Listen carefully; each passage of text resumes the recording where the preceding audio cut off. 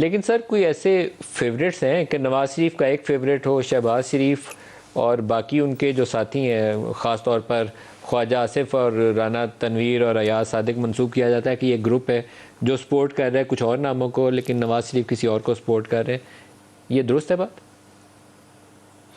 نہیں، ایسا بالکل نہیں ہے، ایسا بالکل نہیں ہے۔ جو سینئر لوگ ہیں اس وقت 3 یا 4، آپ یقین کریں کہ ان کی کسی بھی پولیٹیکل جو ہے وہ بندے سے، ہم میں سے یا ہمارے اتحادیوں میں سے کسی کے ساتھ کسی کی کوئی ملاقات نہیں ہے، ماسوائے ڈی جی آئی کے، کیونکہ ڈی جی آئی جو ہے ان کی ایک ڈیوٹی کی نوعیت ایسی ہے، اس لیے وہ ہمیں میٹنگز میں ملتے رہتے ہیں۔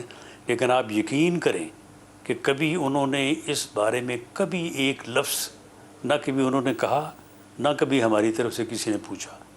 تو اس لیے جو سینئر ترین اس وقت 3-4 لوگ ہیں، آپ یقین کریں ہم میں سے اکثر نے تو کبھی ان سے ملاقات بھی نہیں کی ہوگی۔ تو اس لیے یہ بالکل ریومرز ہیں، کوئی کسی قسم کی لابی نہیں ہے۔ ہاں، ایک بات جو ہے وہ ضرور ہمارے ہاں ڈسکس ہوتی ہے، اور وہ اگر ہو جائے تو میں سمجھتا ہوں کہ وہ مذائقہ نہیں ہوگا۔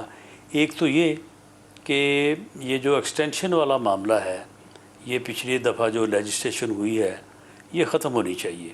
یہ ایکسٹینشن جو ہے یہ ہمیشہ ہر آرمی چیف کو جو ہے ڈسٹرب رکھے گی۔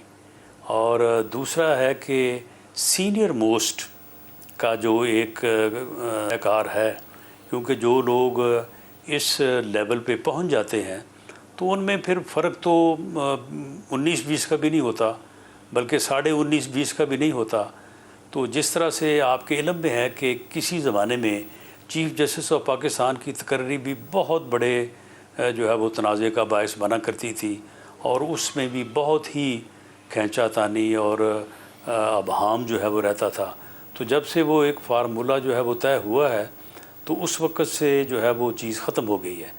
تو یہاں پہ شاید اس طرح سے تو نہ ہو سکے، لیکن ود سم ریزنیبل ریسٹرکشنز، تو میرا خیال ہے کہ یہ چیز بھی جو ہے یہ طے ہونی چاہیے، اور میرا خیال ہے کہ ایسی چیزوں کو اس مرتبہ جو ہے وہ ضرور روا رکھا جائے گا۔